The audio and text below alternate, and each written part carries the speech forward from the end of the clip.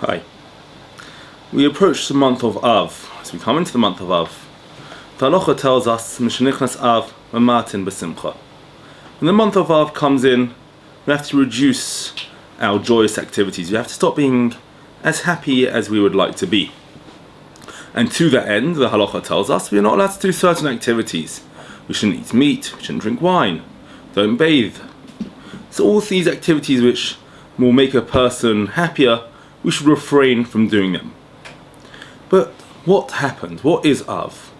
What's going on here? What happened in Tisha B'Av? Tisha B'Av, the climax of the depression almost. But I'm going to take that word back, not depression. The sadness of the month of Av, Tisha B'Av, what happened there? So for that we need to go back to the Meraglim. The Pasuk tells us in Bamidbar, Perek Yudalad, Pasuk Aleph, Vayitnu es kolam, vayivku ha'am b'layla hahu.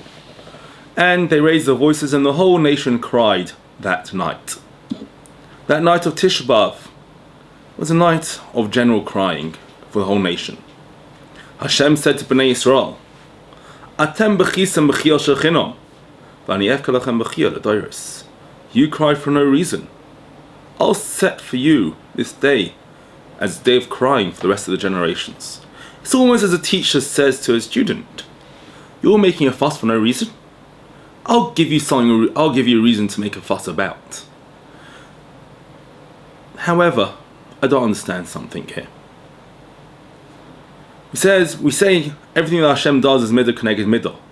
I can understand that for that generation, Hashem says, you cried for this night for no reason. For you, this night will be a reason, give you a reason to cry this night. Why all future generations? What did the future generations do? Why were they punished as well? So, the Parshas Terachim tells us that because if Moshe Rabbeinu had got into Eretz Yisrael, the Beis HaMikdash which he had built would still be living there now. Would still be living now in Eretz Yisrael with that Beis HaMikdash. We never would have had any of the Golios.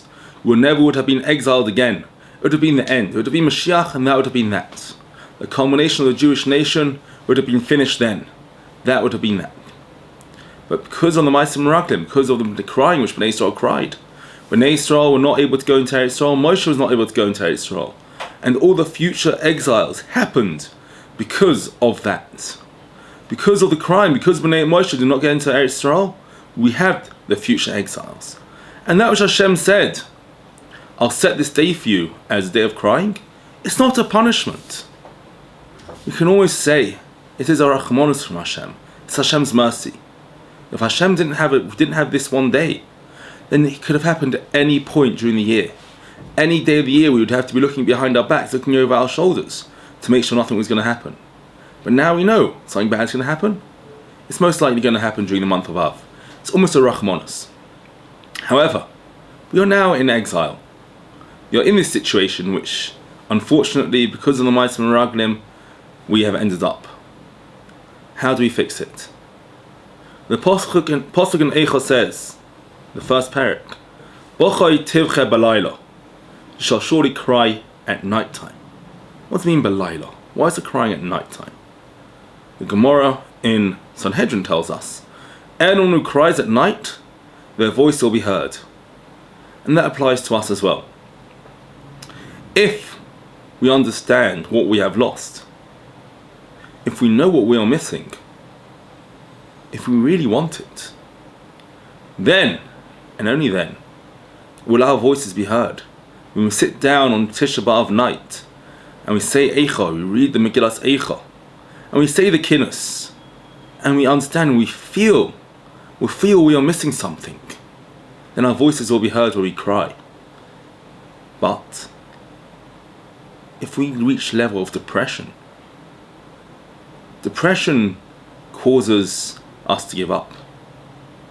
We say, Mishenichnas Av Mamatin b'simcha. It doesn't say give up on happiness. So if you give up on happiness, we give up on life. Remember, we are Jewish.